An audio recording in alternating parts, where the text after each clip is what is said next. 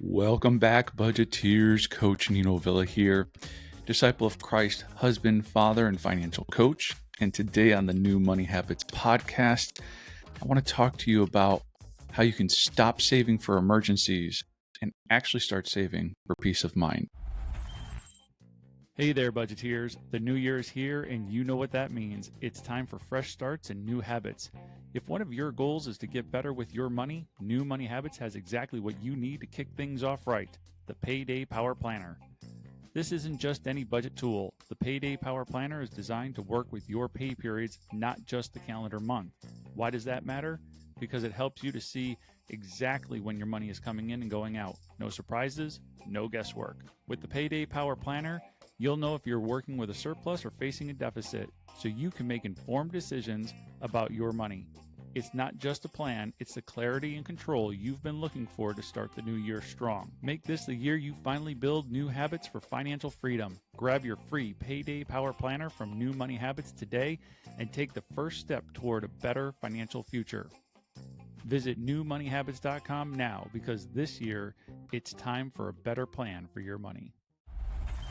So today I wanted to talk a little bit about saving for a rainy day and how words matter. If you've spent any time listening to episodes in the past, you know that we here at New Money Habits do believe that words matter and that they start to shape how we think about things, and that there's a certain psychology behind the words that we use and the labels that we use. Now, let's be honest, when we call our savings account an emergency fund, we're almost inviting trouble, aren't we? Just think about that name, emergency. I don't know about you, but I don't want to sit around waiting for an emergency to occur. And I want you to think about, when you hear the word emergency fund, what emotions do you feel? If you're anything like me, you probably feel stress, fear, anxiety about the unknown. But what if we just changed the language?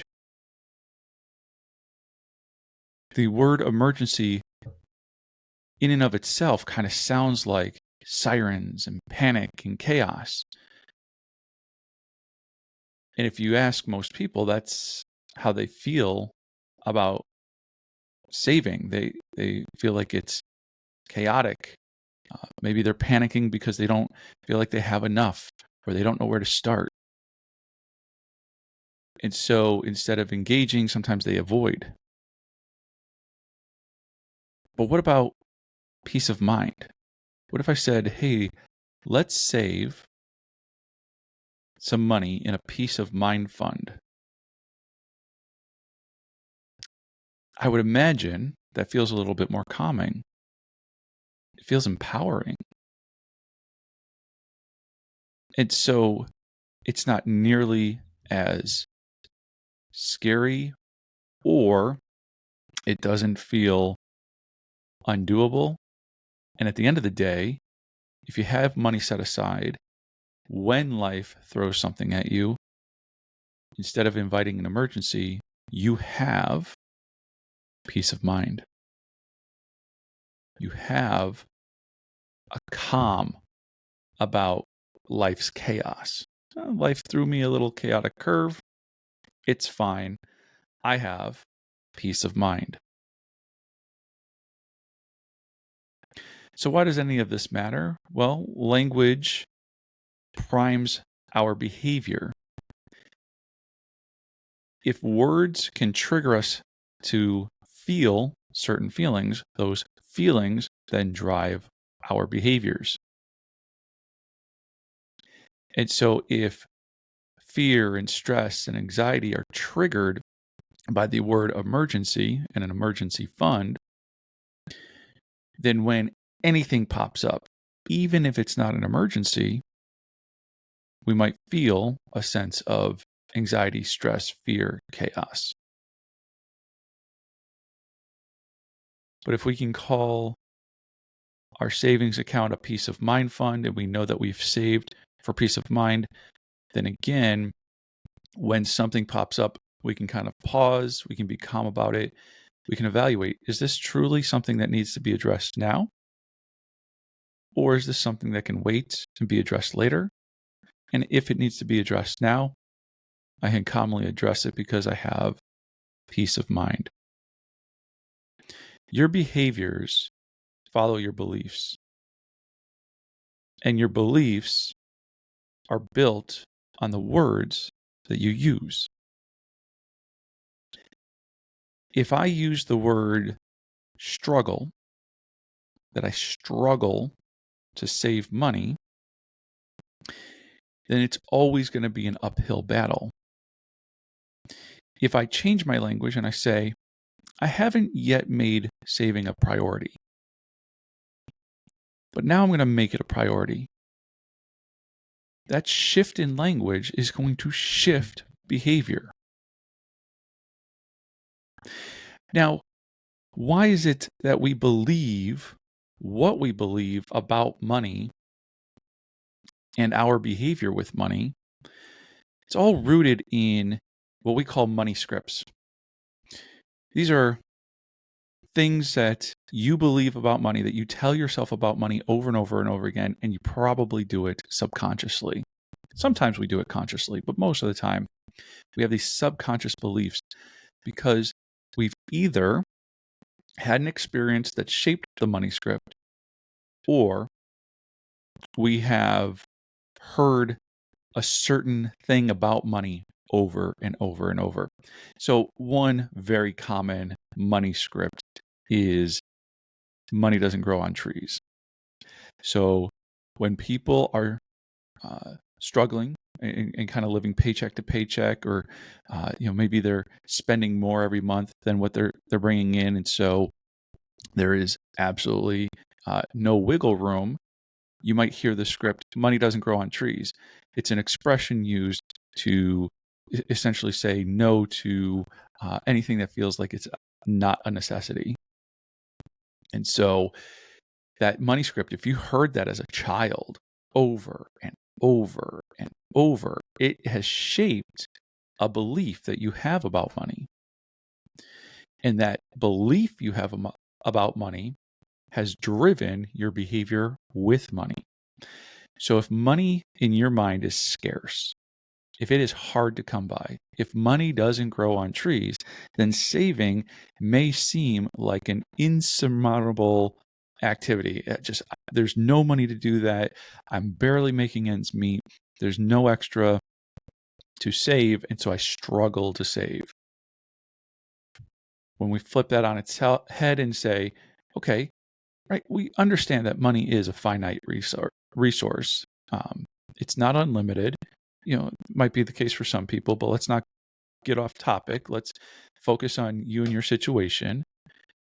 The truth is, if you make saving a priority, if you just say, hey, I haven't prioritized it yet, but I'm going to start prioritizing saving, then you're going to start to look at how you behave with money otherwise, and you'll cut back here or there, or you'll find other ways to increase your income so that you can tuck some money away into a peace of mind fund. Again, if you have grown up living paycheck to paycheck, then you probably witnessed and experienced financial chaos, right? Maybe if you're anything like me, you grew up in a home where the bills didn't always get paid on time, and so services got shut off, whether that was the electric or the water or the phone, or I was about to say television, but no, I mean, in the 1980s, we didn't have, my family didn't have cable. So we just got the over-the-air antenna channels. But you get my point, right? But maybe you did experience that. Maybe some of those mild luxuries like cable got shut off. If you experienced that, it has shaped the way you think about money and the things that you believe about money, and those thoughts and behaviors those thoughts and beliefs drive your behaviors. So I want to invite you to reflect on what money phrases did you hear growing up? But it's not just the phrases.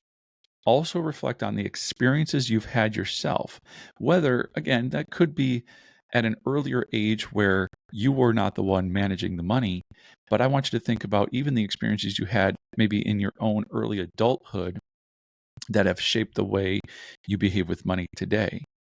I know for me, I was horrible at paying bills on time. And so when I got my first cell phone, I had it for about 3 months. And by month 4, I didn't pay the bill on time. And then I got behind and eventually the cell phone got shut off.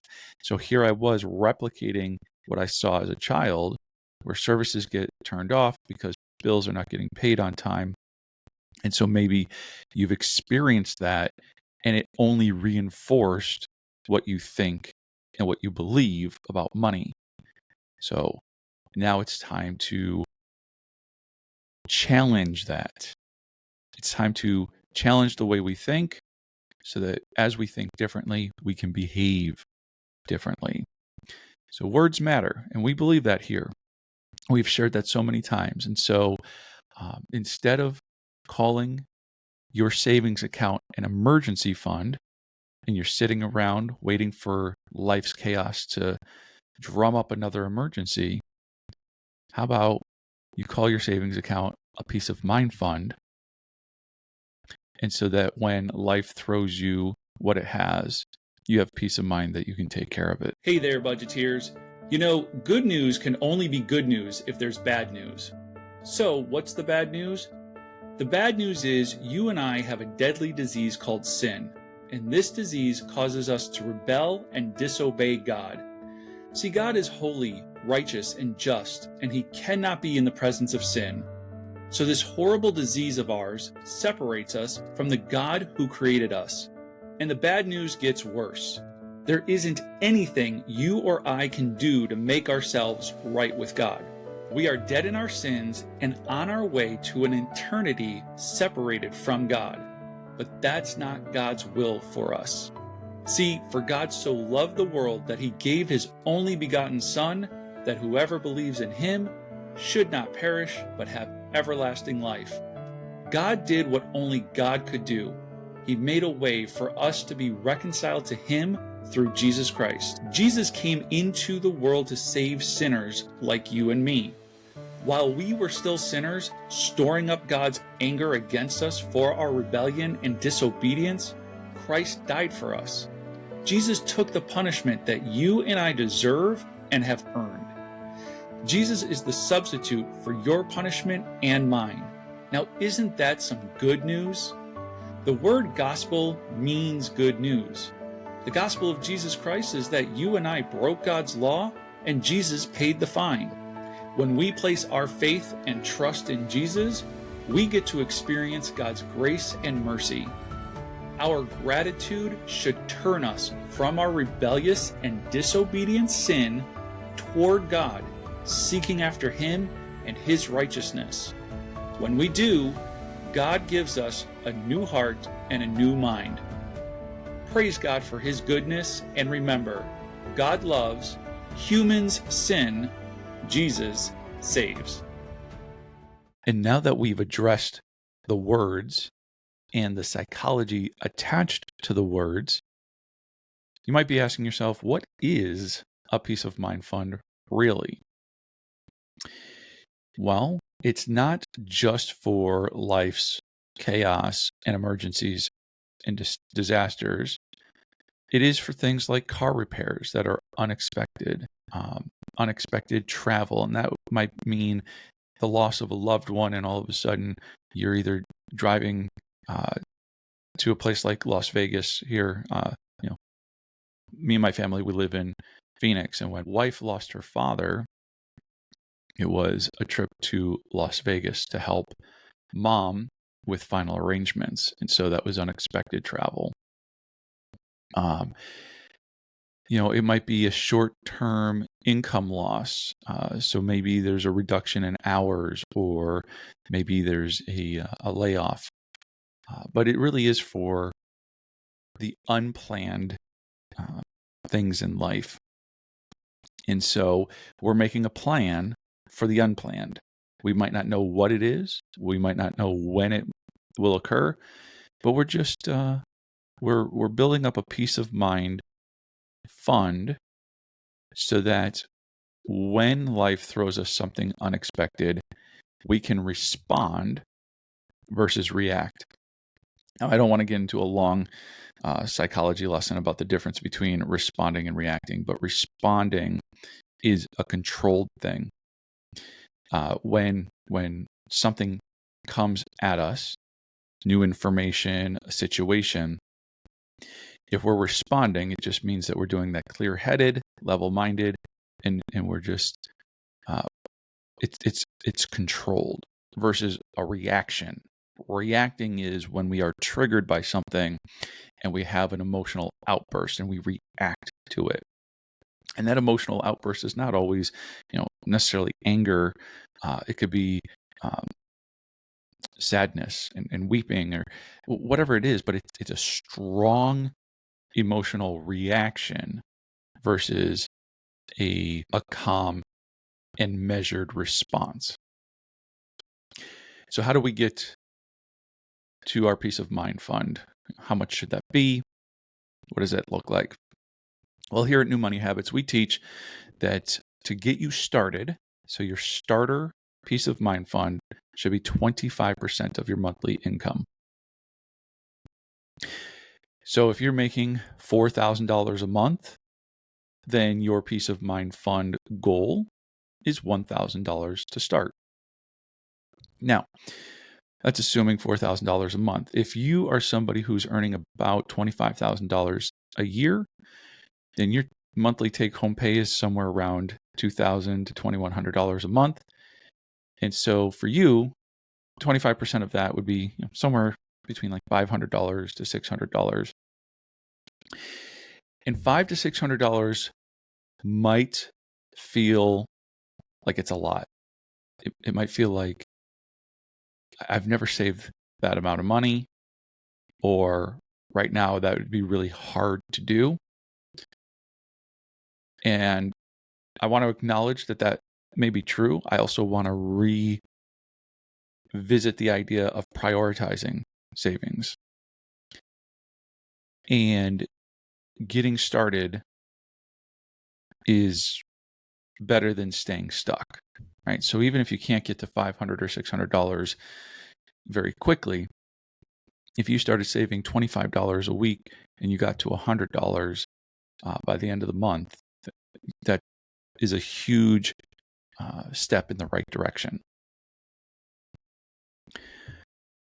For somebody who's making more, I sit down with clients who, as couples, are making $200,000 to $250,000 a year, and it's for these people mostly that we came up with this 25% rule. Other gurus, other financial gurus in the industry would tell you that a $1,000 starter emergency fund is what you need. And I've been working with clients since 2013, and I've come to learn that for high income earners, they are not comfortable with $1,000 as their quote emergency fund. Rather, they'd like to have somewhere closer to $5,000. So imagine somebody making $250,000 a year. That's $20,000 a month. Well, 25% of $20,000 a month is $5,000. And high income earners feel more comfortable with a larger savings. And so their peace of mind fund, what gives them peace of mind, $1,000 doesn't give them peace of mind. $1,000 feels unsettling to a high income earner. So $5,000 gives them peace of mind. And it's just their starting place. So for low income earners, 25% being $500, $600. High income earners, depending on what you're bringing home a month, my average client right now probably brings home somewhere between $8,000 and $10,000 a month. So if they're making $10,000 a month, 25% would be $2,500. That is a good starting place that gives them peace of mind.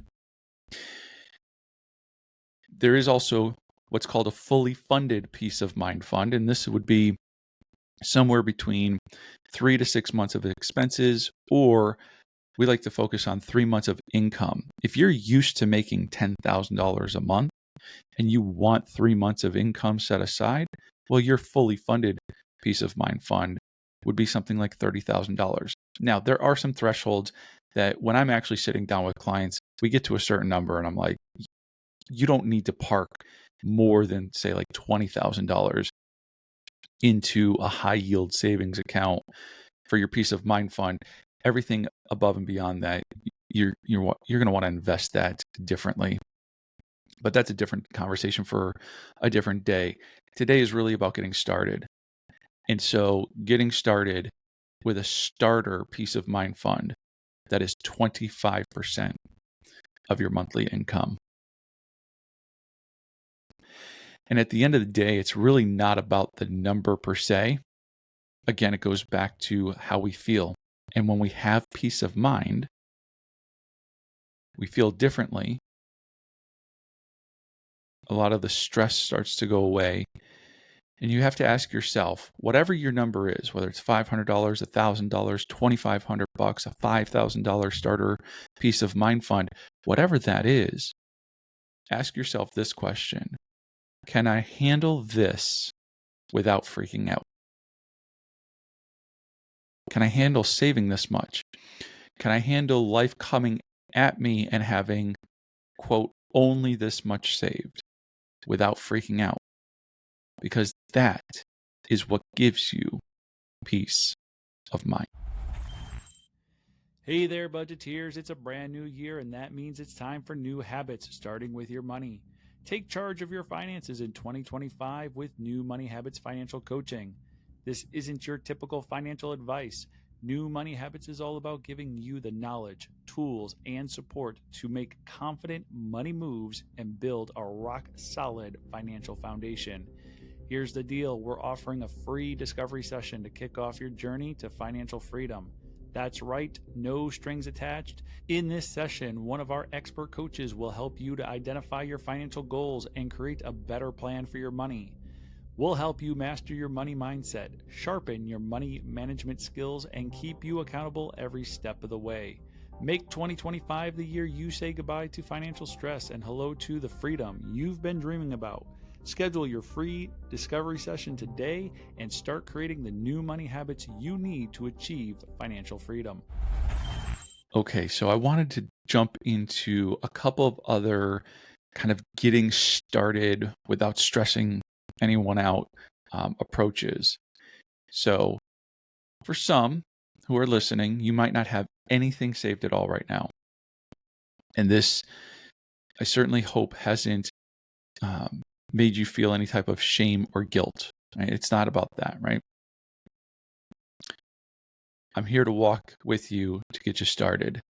So here are some ways that you can start to build your peace of mind fund if you don't already have one.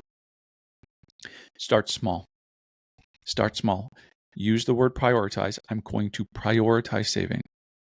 Something I have not prioritized in the past, I'm going to prioritize it now. And so I'm going to save $25 a week. Or if you're paid bi-weekly, $50 a check. And you do that for 10 weeks. Or in the case of being paid bi-weekly, you do that for 5 checks. And all of a sudden, you have $250 saved. Start small. When you establish a peace of mind fund, you also have to establish some rules for when you are going to use it and when you're not going to use it. Because if your peace of mind fund simply becomes a place where you throw $50 into it, only to then realize that you haven't planned well for everything else, and so now you're just taking the $50 back out, you're spinning your wheels. So, peace of mind fund. I don't touch it unless something unexpected happens. Now, just because something unplanned occurs does not mean it was unexpected. Let me give you an example. We are in the month of June. I have friends and family who have birthdays in the month of June. Those are not unexpected. They're very much expected. I know when my friends' birthdays are. It's expected. Now, if I fail to plan and I put money aside in my peace of mind fund only to then take it back out because I'm going to use it to buy a gift, that's not exactly what the use of a peace of mind fund is for. It's for the unexpected, not the unplanned. I'd rather you have a plan every month. So I'll take a moment to encourage you to download the Payday Power Planner. It will allow you to make a plan every single month according to your pay periods, what your income is, what your expenses are in that pay period, whether you're rocking a surplus or dealing with a deficit. If you're dealing with a deficit, it's about finding ways to get the income up or to reduce or eliminate expenses. If you have a surplus, it's how am I going to manage that surplus well? But to get started, you start small and you have some rules around when I'm going to use the peace of mind fund. Other ways that you can get started, in addition to maybe setting aside a little bit of money out of every paycheck, start looking around your house for things that you could sell. Have a garage sale, sell things on Facebook Marketplace or something like that. But find items and things that you can sell that will help you to make some money. And since that money is otherwise unexpected, it can go right into the peace of mind fund. And then I really want to encourage you to look at your expenses and look for ways to reduce or even eliminate some expenses. We don't always have to eliminate something. Sometimes we can simply reduce it. And I do this all the time with clients for their cell phone service or their internet service or streaming apps. A really easy example is all of these streaming apps have different tiers. They have a lower tier where you have to watch ads, and they have higher tiers where you get to, there are no ads. Well, if you have the no ads version and you're not ready to eliminate that subscription, consider reducing it. Consider subjecting yourself to a few advertisements. It's a great excuse to get up and go to the bathroom. So reduce the subscription, pay less, and deal with a few ads. And then take the difference, right? If you went from paying $17 a month down to $7, that $10 difference goes into the peace of mind fund every month. You're already used to spending that money. So let's just redirect those funds into the peace of mind fund until you have it to the level you want it. I also want to encourage you to make this real. I want you to log on to your bank account today, go to your savings account, and rename it. Rename it Peace of Mind Fund. Make it real. Take that first easy step. It's no longer called savings. It's no longer called emergency. It's called peace of mind.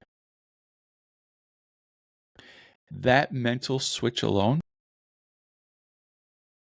can make the saving process feel more like security and less like sacrifice. You're not sacrificing to save. You're building something of security. Again, words matter.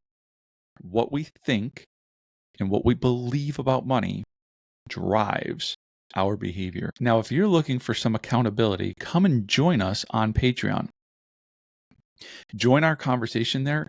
Let us know. Let us know. Did you rename the account? What is your goal? What is 25% of your monthly income, or just what your goal is?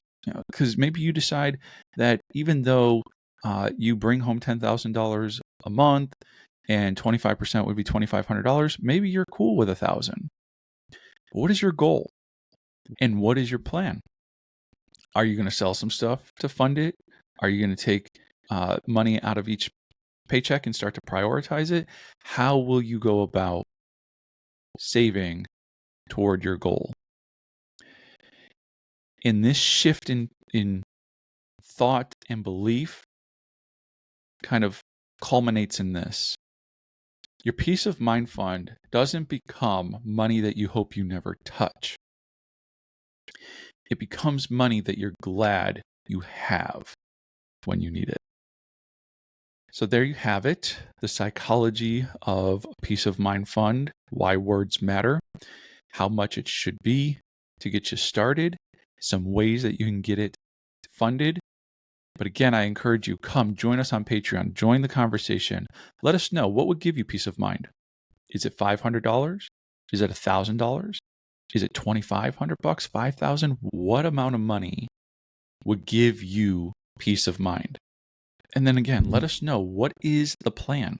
How do you plan on funding it? Are you going to contribute to it a little over time? Are you going to go and sell some stuff? Are you going to reduce some subscriptions or eliminate some expenses to free up and redirect those dollars?